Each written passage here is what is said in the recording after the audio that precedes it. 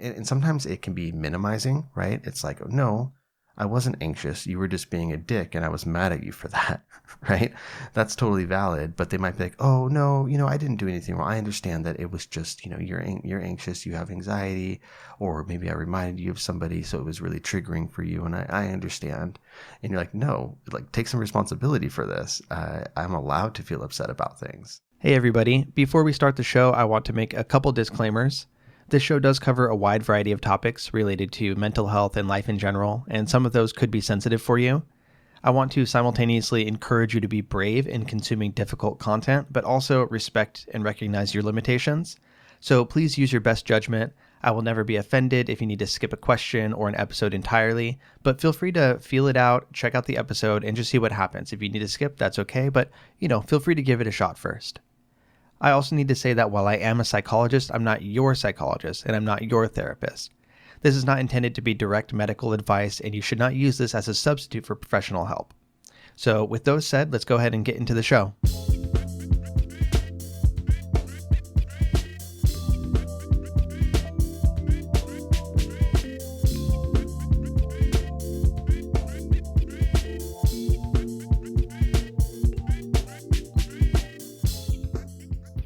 All right. Hello, friends of all varieties. This is the Hardcore Self-Help Podcast, episode 272.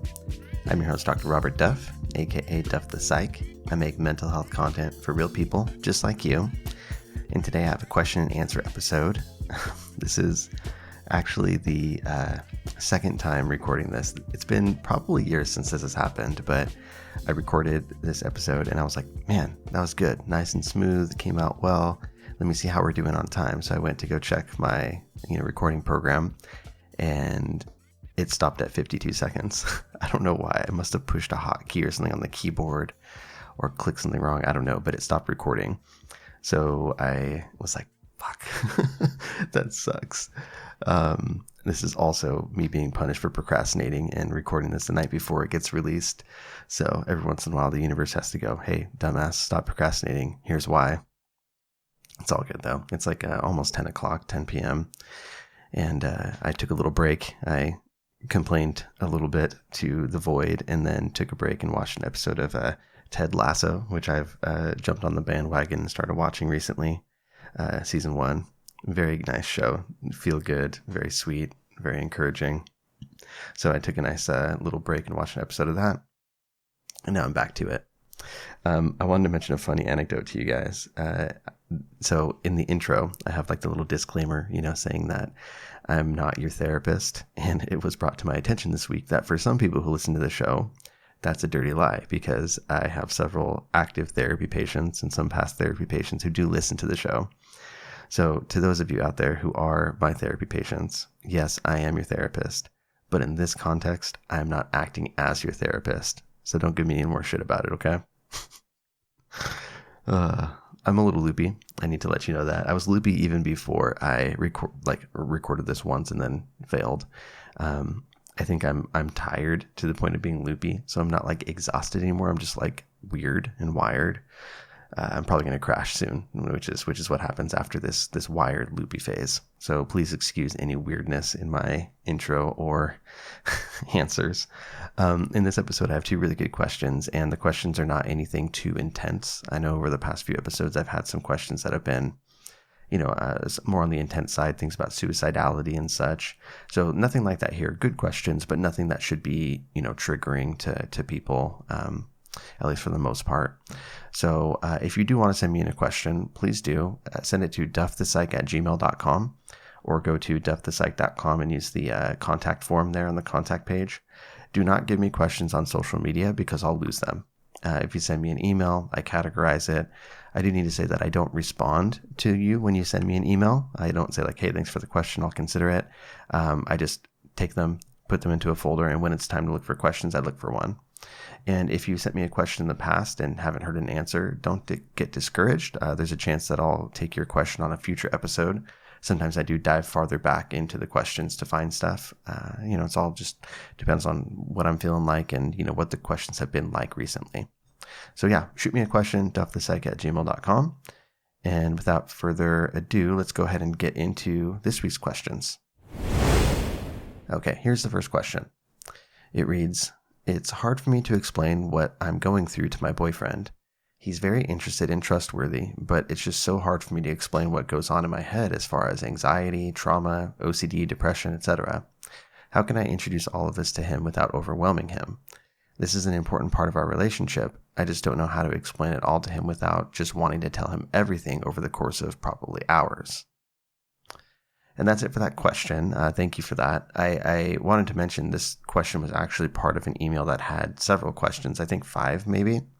And what the person did is they like bullet pointed them out, or they listed them out 1 through 5, which was actually very helpful. Sometimes I get questions that truly have multiple questions in them, but they're presented basically as just one big wall of text. And that's really hard for me to sort through and find a question in there. So if you do have multiple questions, I would advise you to do something similar, because there's a good chance that I'll come back to this email and look for other questions in there for future episodes as well. So yeah, just a little bit of advice for sending in questions. But yeah, I think that this was a good question. I appreciate you sending it in. I think a lot of people can probably relate to this sort of, having the situation of having someone you care about, whether that be family member or romantic partner, love interest, what have you, but not knowing where to start with just the enormous experience of having mental health difficulties in your life. So yeah, it can absolutely be a lot. I think that you guys in this situation sound like you're starting from a pretty good baseline.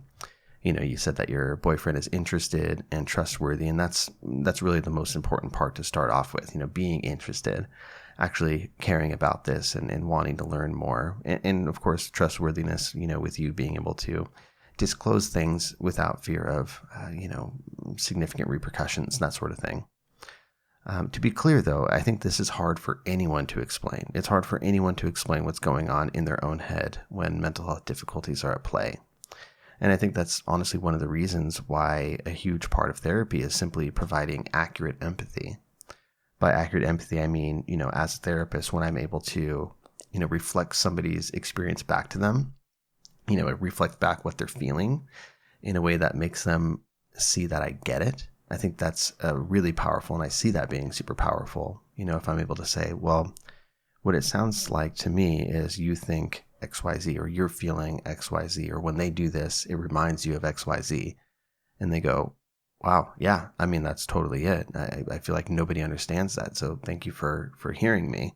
Boom. Like, that's super powerful, right?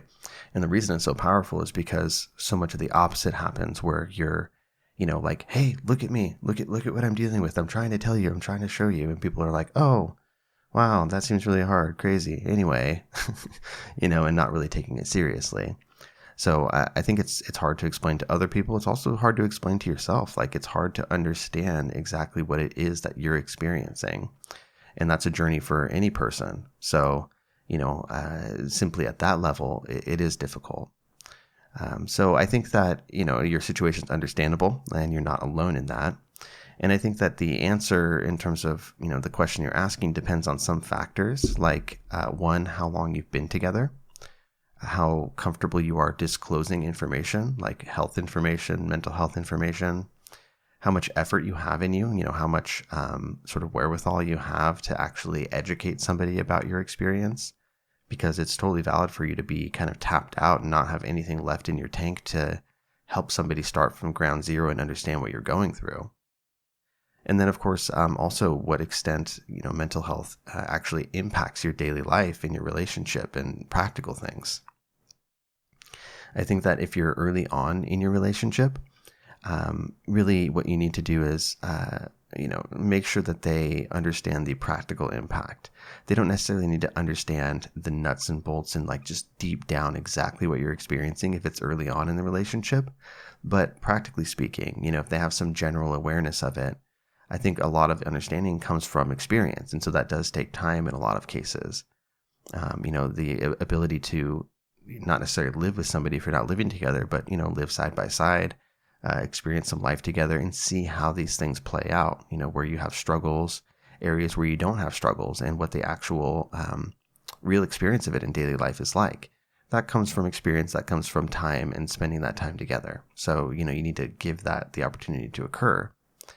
And this is a daily part of who you are. It's a part of your experience. And I think that the most important part for your partner to understand is what they should know about how that impacts your life and theirs.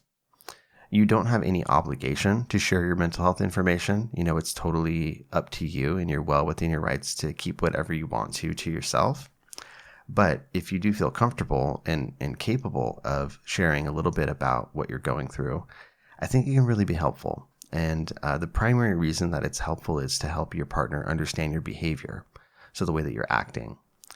Because even if your mental health doesn't cause huge overt changes in behavior, so for instance, say somebody with bipolar 1, where they have full-blown manic phases, and it's kind of obvious from the outside to anybody observing that, okay, this person has super pressured speech, they're making strange assumptions, they're acting strange, they're making bad decisions, and that would be a very obvious change to your behavior.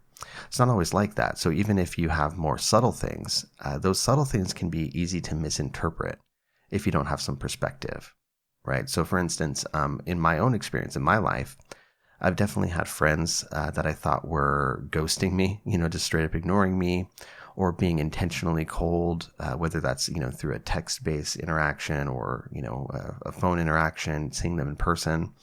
I've definitely had situations where I'm like, wow, okay, what did I do? Did I cross a boundary? Are they mad at me? Is there something I'm totally missing out on? What's going on here?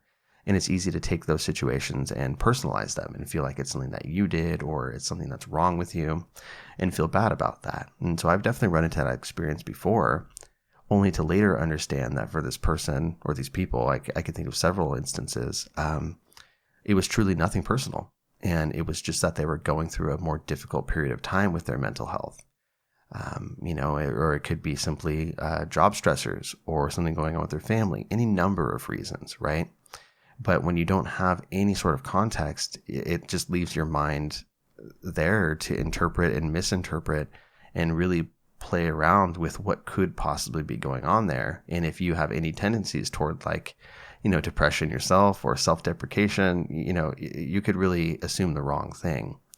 And so for me, in these cases, when I eventually found out that, mental health was a factor here, a little bit more context, that totally clarified things in retrospect. And, even there, after already having some hurt feelings, those hurt feelings really subsided and eased because I understood that interaction in a totally different way, right? So I think simply letting him know what you're dealing with to whatever extent you feel comfortable, and then pointing out times when it comes up, times when it was actually apparent, even if it's after the fact, can be helpful. So, sometimes you don't catch it in the moment, but sometimes you can talk about hey, you remember last night when I, kind of flinched when you touched me, or I just wanted space, or, when it didn't seem like I was listening, or I snapped at you, whatever, I'm making up different potential behaviors here, but bringing it up after the fact and saying that was because I have PTSD, and it's hard for me to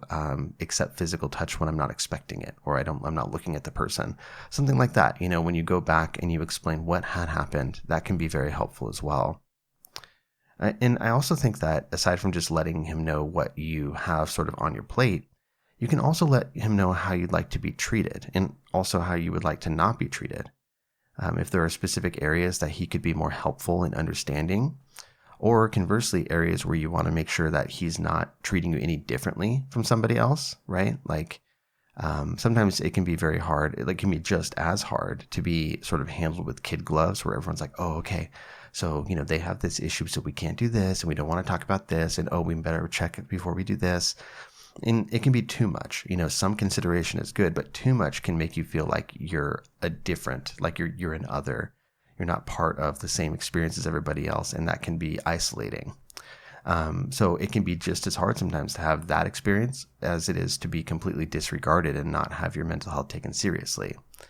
And of course, by the same token, sometimes you tell somebody about your mental health issues, and it seems like they start to attribute everything you do to that. And it can be annoying. It can go pretty far in that way, where people are overgeneralizing, and everything that happens, they point that back to your mental health. I've talked about how that can be the case in medicine. Sometimes you go to the doctor and it's like, oh, you have this symptom and that symptom and that symptom. Well, you do have anxiety, so maybe it's all just related to that, right? Where things are overgeneralized and they all point to that one thing. So same thing can happen socially, romantically, whatever. People will say, oh, well, you acted that way. And sometimes it can be minimizing, right? It's like, oh, no, I wasn't anxious. You were just being a dick and I was mad at you for that, right? That's totally valid. But they might be like, oh, no, I didn't do anything wrong. I understand that it was just, you're anxious, you have anxiety, or maybe I reminded you of somebody, so it was really triggering for you. And I understand. And you're like, no, take some responsibility for this. I'm allowed to feel upset about things. So, there's a lot of different potential experiences you might have with how people treat your mental health. So communicating the way that you would like to be treated can be very helpful in certain cases. And as I said before, a lot of the understanding that you'd be looking for comes from experience, comes from being around to see things play out, and then come to an understanding of why things played out the way that they did. That sometimes involves communication. I think that for you, rather than starting from ground zero and explaining everything to him, from the ground up, I think it's also totally valid for you to point him toward resources that you think represent your experience well. And this is personal to you, anything that you've noticed that really seems to get the way that you feel. So it could be things like books or podcast episodes, but it could also be like movies or television shows. If you've seen a movie that really well depicts what your experience is like in a certain circumstance, you could be like, hey, can you watch this scene or this show and let me know what you think about it, because this really, really feels right to me. And of course, if you don't have any of that come to mind, that's okay too. You don't know all the resources that are out there. So it's also just as valid to let him know that, you would love for him to learn more. Tell him that I'd like you to learn more about these issues, and then open yourself up to questions, so as he learns and as he, encounters different ways of explaining, OCD, PTSD, whatever, he can ask you honest questions about it. And it would be helpful for you to say, there are no dumb questions, please ask, so that you don't have to do all the grunt work of trying to start from the baseline, but you can clarify and really point out how things do or do not apply to you, right? So if he's looking into OCD and he's like, oh, so does that mean that you have a fear of contamination and you wash your hands a lot and you're really worried about cleanliness and things like that? It may or may not apply to you, and if it doesn't, you might be like, oh yeah, so I could see why you'd think that, for me, OCD is a lot more about the thoughts, and I don't really have many rituals. I don't really have many compulsions, and I'm not concerned about, germs and things like that. I do have whatever, you do have, and you can explain that to him. And so that's a great way of kind of starting from a general understanding and then narrowing down to your actual experience. I feel like I've said experience in this answer to the question 50 times. If someone wants to count them for me, go ahead. But yeah, I think that that's totally a valid way of doing it, rather than you just sort of being like, hey, here's my TED Talk. This is what I'm all about. Do you understand now? Good. Hey friends, the Hardcore Self-Help Podcast will be right back after this short message from our sponsor.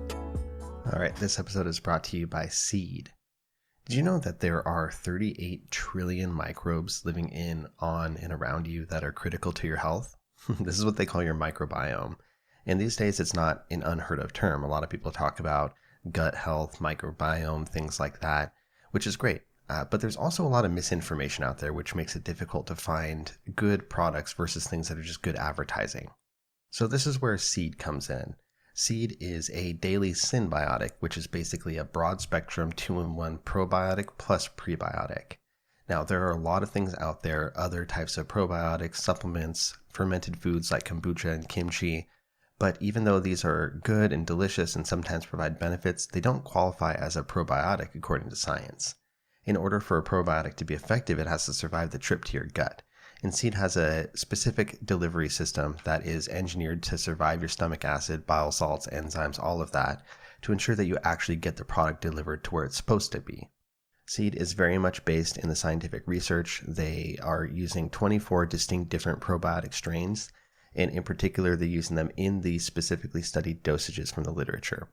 And they have systemic benefits that go beyond just the gut. You might see improvement in things like gastrointestinal function, skin health, heart health, gut immune function, gut barrier integrity, and also micronutrient synthesis.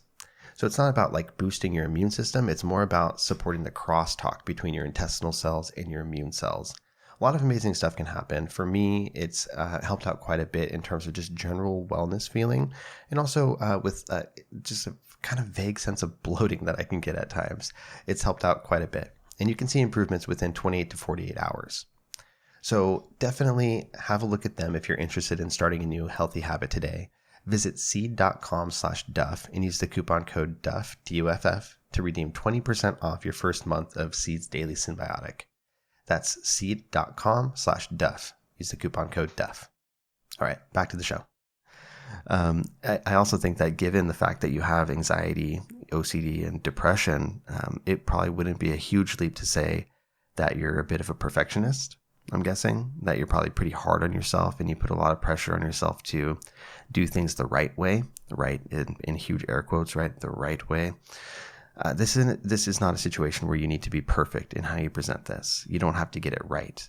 It's an ongoing process. It's a clarifying process over time.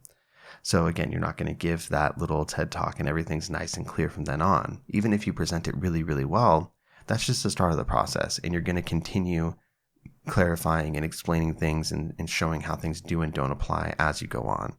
So try not to feel this immense pressure to just represent yourself perfectly, because that's never going to be the case. I also want to clarify that this, your mental health symptoms and any disorders that you're diagnosed with, these are just one part of you. These are just aspects of your personality that will take time to learn. And there are other aspects of your personality that will take time to learn as well. Just like for him, for your partner, there are aspects of his personality that you're going to need to take time to learn and understand and develop some vocabulary around. There's nothing wrong with that. And just, the fact that these are mental health issues doesn't make them inherently different from other aspects of who you are as a person. So it's just one more part of the equation, and it's not everything. This is just part of learning one another. So I think that, you start the process, you open it up, you explain to some degree or provide great resources to point him toward, express that you're open to questions and you do want to help him understand and clarify, maybe even explain why you want him to understand, because it'll help in whatever way you think it will.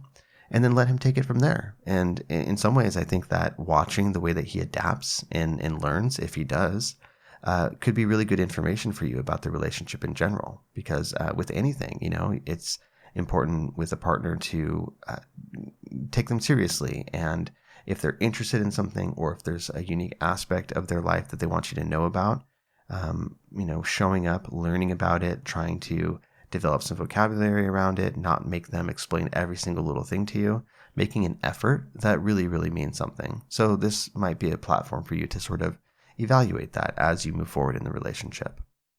So yeah, that's kind of what I got for you. I have a positive feeling about this. I think that you guys are on the right track, and I wish you the best of luck.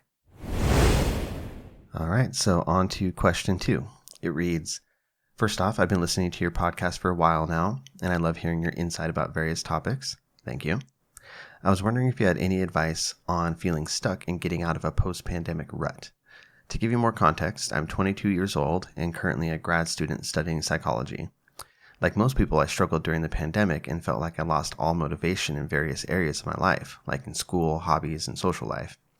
I tried giving myself time to see if the funk would eventually go away, but even about a year and a half later, I still feel stuck. Pre-pandemic, I felt more passionate and excited about my future, but now I feel like I'm just living and trying to get through each day. I know a lot of young people in their 20s are probably feeling this way too, so I was wondering if you had any wise words to share. Yeah, really good question, and you're right. I think that a lot of 20-somethings, and not just 20-somethings, like a lot of people are feeling this way. That doesn't mean it's not worth paying attention to just because it's common, but yeah, definitely you're not alone in that experience.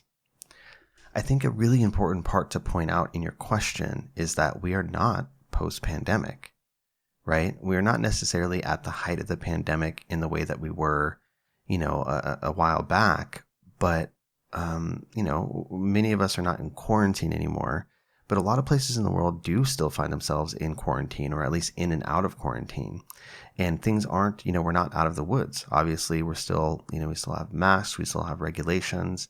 And, luckily we have vaccines, which are helping, impact the amount of deaths that are happening. But Things are, obviously the virus has shifted and people are still getting infected and there's still a lot of regulations in place and, it's not over yet. And so I think that considering things like pre and post pandemic right now, isn't necessarily representative of the reality of it.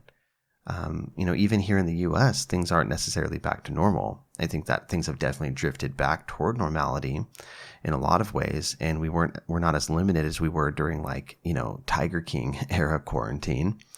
And of course, depending on where you live, there are certain states and certain areas within states that it's COVID was never a thing, according to the people that live there. And so, for all intents and purposes, your day-to-day experience might be very much more, normal. But, even in a lot of subtle ways, you can notice that there's still a pandemic going on, from a lot of people still working at home or attending class at home, partially or full time, to certain products not being available at the store, things you order not coming, the right way, like subscriptions that you have suddenly not showing up, different things like that, to the news cycle and seeing what's on the news, to just the attitudes of people around you. A lot of subtle things that are little indicators to you that something is still, maybe not quite right.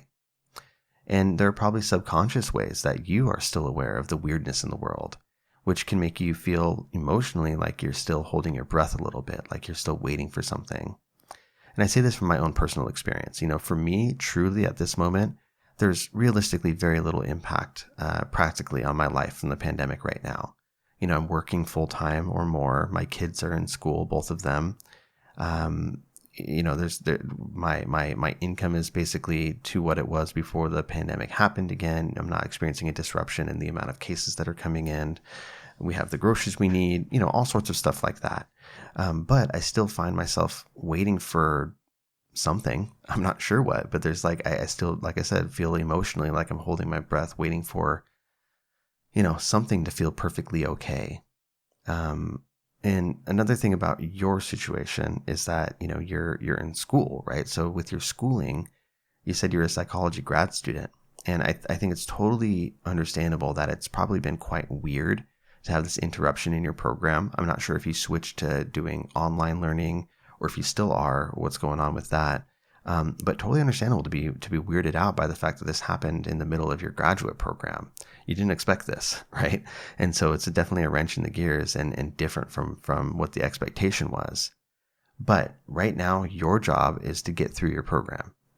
You don't have to feel inspired and stoked about your future prospects. You don't have to be, just super excited about what the future holds. You just need to get through the damn program. And that's hard enough to do. You don't need to put additional burden on yourself to get through your program and feel great about it, or get through your program and feel super confident in where you're going from there. Just get through the thing. I remember getting advice like this when I was in my PhD program and doing my dissertation. Advice that your job is not to make a perfect dissertation. The perfect dissertation isn't going to do anything for you. Getting the dissertation done is going to do something for you, because that's going to get you your damn degree, right? So my job was to get that freaking degree so that I can get, work toward licensure and move on with my life. I answered a question last week about how, what the person who asked a question about their job, and I reminded them that a job is just a job. And in a similar way, this is just your graduate program. It's important. This is where you learn a lot of things, and this is where you sort of cut your teeth and get your fundamentals. But you're truly going to learn much more about the work that you do and your own self, as I'm not sure if you're going to be a mental health professional or what your plan is after this degree, but let's say that you're, going to be a mental health professional. You're going to learn a whole lot more about who you are as a mental health professional once you actually start doing it, once you actually graduate and start working. So don't feel like just because you don't feel perfectly connected to things that you're doing something wrong. But I do understand, you're in a rut in general. It's not just the school. You just want to feel a little bit better. And that's real, and that's totally okay. I think there's a few things that you can do. One of which you probably have already thought of, but if you've fallen out of, your normal routine, if you find that your days are much less consistent, that's an area that you do have some influence over. So adjusting things and imposing a little bit of consistency and a little bit of structure to your life, even if you don't have to have it. That's one thing, is if you can get away with being unstructured, a lot of people will. You can take classes whenever you need to, or you don't have to commute to school. You don't have to get dressed. All sorts of different examples like that. So you can get away with a lot more flexibility and, sometimes laziness, which is not a problem in and of itself, but here you are, you find yourself not feeling satisfied with where you're at in life. So adjusting things, having maybe a consistent wake and sleep time, scheduling time, literally putting it into your calendar for important self-care activities. For you, that could be anything from exercise to having regular meals, like at actual meal times at your table, not in front of your computer or your phone. Basically pretending like you're a normal person. It can go a long way toward actually making you feel like a normal person. You don't have to do it all at once either. You can start with one thing. If it's like, okay, I need to get my sleep under control. So starting with a consistent wake up time, that might be the first step. It may be very hard to adjust to because you're not sleeping well. You wake up tired, you want to take naps, but you got to resist that urge. And so you kind of give that some time and let it adjust, and suddenly you're sleeping better, waking up, when you want to. Then you adjust the other stuff and you kind of take it one step at a time from there and build upon what you've already done. So routine consistency, that can make a huge difference. It can make you feel like life is normal, like you're a real person. I also think you can give yourself a little bit of permission to be apathetic. I think that you can be apathetic, and that's okay. So if you're harboring guilt and, feeling weird about the fact that you don't feel very inspired and interested right now because it's unlike yourself, maybe you can recognize that it's okay to feel blah about things, because things are weird and things are blah and you've gone through something strange. So this isn't you for the whole rest of your life. This is you during this discrete period of time where stuff has been weird. So give yourself that permission. Like, okay, it's okay if I'm not super stoked about all of this. And instead of pushing yourself to just be jazzed on life at the moment, maybe you want to reflect a little bit and connect to the deeper stuff. And by deeper stuff, I really mean like your values, things that you find important about the world. The reason you started on this journey for your graduate program in the first place, the passions that drive you, things like that, deeper issues. And you don't have to feel perfectly connected to them right now. You don't need to feel like you're, living your purpose in every moment, but reminding yourself of the reason that you're here and the direction that you're going can help. Even if you're not feeling like you're living a fulfilling, values-driven, sparkly life every single day, that's okay. You can be a little bit apathetic while still keeping your North Stars, the things that you orient yourself toward, the things that you're, your aspirations, your hopes, your wishes. You can keep those things in the back of your mind and keep those as aspirations, things that you want to be able to do, rather than requirements, right? Because the difference is a requirement, it's binary. You either fulfill that requirement or you fail it. You fall short of it. And that's not really fair to yourself, because that's going to make you feel like you're failing constantly. But keeping these things in your mind as aspirations, things that you hope to do, then every step along the way, you're just striving to go a little bit farther and you're incrementally making progress toward those goals. You will have plenty of time to connect to them and see them to fruition. It doesn't have to be right now, but keeping them in mind and knowing what they are can help drive you forward. I will also say, if there's anything that you're waiting on, if there's anything that you're sort of waiting on, challenge yourself on that and ask if you need to wait for it, right? So in your life, if you find yourself saying, all right, as soon as things are better, I'm going to start XYZ, right? That should be a cue for you to pay attention to it and see if there's any holes you can poke in that. See if you can challenge yourself. Do you need to wait, or can you give yourself permission to just get started right now? Because in many cases, action, behavior, doing something, this is what needs to come first rather than waiting for the right time or the right feeling. By acting, you create the circumstances for the inspiration and the motivation to emerge.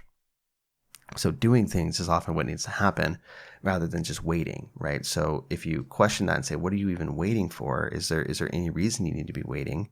And the answer is no, then it's time to, start moving on some things. And lastly, overall, I would just say that you need to have some patience with yourself.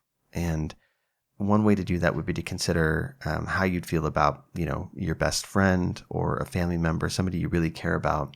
How would you feel about them coming to you with similar concerns? Them saying, oh God, I'm stuck in a rut and I feel so bad about it. I just want to get back to normal. Why can't I get back to normal? What can I do? Think about what you would tell them. I don't think that you would judge them for feeling bad about it.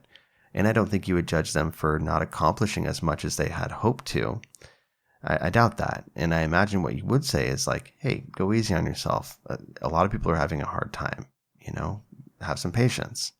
So consider taking that advice for yourself as well. Go easy on yourself. Even if things are drifting back to normal, you very well may still be recovering from the jarring changes of the past year and, undoing habits that kind of got locked in to keep you going through the peak of the pandemic.